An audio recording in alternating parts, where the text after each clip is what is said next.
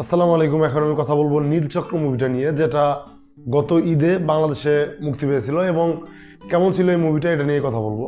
তো ভিডিও শুরু করার আগে আপনাদের কাছে একটা রিকোয়েস্ট, যারা এখনো পর্যন্ত আমার চ্যানেলকে সাবস্ক্রাইব করেননি দয়া করে সাবস্ক্রাইব করুন এবং আমার ভিডিওকে লাইক কমেন্ট শেয়ার করতে ভুলবেন না।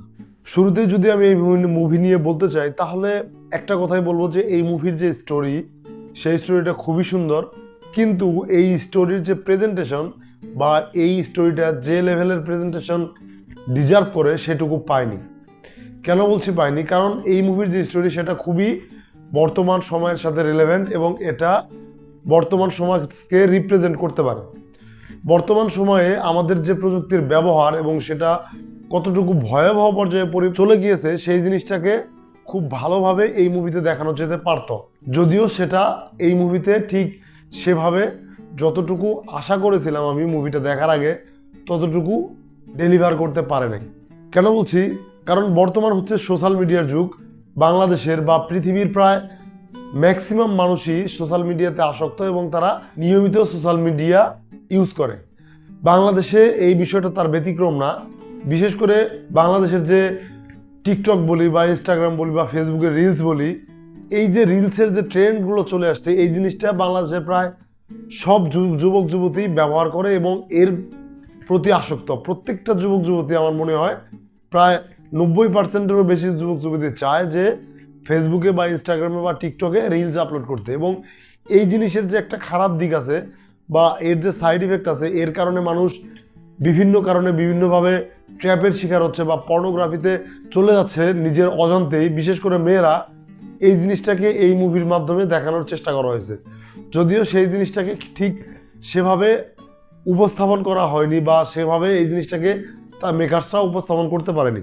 যদিও এই মুভি নিয়ে আমার যে খুব বেশি এক্সপেকটেশন ছিল তা না, কিন্তু মুভিটা আমি যখন দেখা শুরু করলাম তখন আমার কাছে বেস্ট ইন্টারেস্টিং লাগছে এই স্টোরিটা। কিন্তু শেষমেশ আমি এই স্টোরিটার প্রেজেন্টেশন নিয়ে হতাশ হয়েছি। যদি এই মুভির ভালো দিক এবং খারাপ দিক নিয়ে কথা বলতে চাই তাহলে প্রথমেই এই মুভির ভালো দিকের মধ্যে আসবে, সেটা হচ্ছে এই মুভির গল্প। এই মুভির গল্প বেশ ভালো, যদিও সেটাকে ঠিক সেভাবে ইউটিলাইজ করতে পারেনি মেকার্সরা, কিন্তু এই মুভির স্টোরিটা খুব ভালো ছিল। তারপর হচ্ছে এই মুভিতে যারা অভিনয় করেছেন তাদের অভিনয়, বিশেষ করে আরিফিন শুভর অভিনয়টা বেশ ভালো। তার ইমপ্রুভমেন্টটা এই মুভিতে দেখা গেছে। প্রিভিয়াসলি সে যত মুভিতে অভিনয় করছে তার চেয়ে কিছুটা ভালো অভিনয় সে ডেলিভার করতে পারছে এই মুভিতে। তার পাশাপাশি ছিল মন্দিরা, তার অভিনয় মোটামুটি বেশ ভালো ছিল। সে যদিও খুব বেশি স্ক্রিন টাইম পাইছে বিষয়টা এমনও না, বেশ ভালো লাগছে তার অভিনয় আমার কাছে। এবং এই মুভিতে ছোট্ট একটা বাচ্চা ছিল, আরিফিন শুভর মেয়ের চরিত্রে অভিনয় করছে ছোট বাচ্চাটা, তার অভিনয় বেশ ভালোই বলতে হবে, খুব একটা খারাপও আমি বলছি এমন না। তাছাড়া এই মুভির ব্যাকগ্রাউন্ড মিউজিক মোটামুটি চলন হয়েছিল, খুব বেশি ভালো না হলেও একেবারে খারাপও ছিল না। এবং এই মুভিতে একটা টুইস্ট এর কথা আমি বলবো, যদিও পুরো মুভিতে যে থ্রিল বা টুইস্ট ছিল বিষয়টা এমন না, শেষের টুইস্টটা মোটামুটি বেশ ভালোই ছিল। বা শেষের যে এক্সপ্লেনেশন করা হয়েছে এই টুইস্টার বিষয়ে সেটা মোটামুটি ভালোই, খারাপ না, আমার কাছে মোটামুটি বেশ ভালোই লেগেছে। তারপর এই মুভির ভিজুয়াল, এই মুভি দেখতে মোটামুটি বেশ ভালো লাগে, যদিও অনেকের কাছে এটা নাটক টাইপের মনে হতে পারে, কিন্তু এই মুভির ভিজুয়াল আমার কাছে খুব বেশি খারাপ লাগছে বিষয়টা এমন না, এটা দেখতে মোটামুটি বেশ ভালো লাগে। এখন যদি এর খারাপ দিক বলি তাহলে প্রথমে চলে আসবে এই মুভির যে স্টোরি সেটার এক্সিকিউশন। এটাকে মোটামুটি ঠিক সেভাবে এক্সিকিউটই করা যায়নি। এটা যে বর্তমান সময়ের সাথে এত যুগোপযোগী একটা গল্প, সেটাকে খুব সুন্দরভাবে স্ক্রিনে রিপ্রেজেন্ট করা যেত, সেটাকে মেকার্সটা একেবারেই করতে পারে নাই। এই কারণে আমি বেশ হতাশ এই মুভির প্রেজেন্টেশন নিয়ে। তারপর হচ্ছে এই মুভির থ্রিলিং মোমেন্ট, যদিও এটা একটা ইনভেস্টিগেশন থ্রিলার মুভি, কিন্তু এই মুভিতে শুধুমাত্র ইনভেস্টিগেশনটাকেই দেখানো হয়, কিন্তু এই মুভির থ্রিলিং মুভমেন্টগুলো খুব বেশি ভালো না।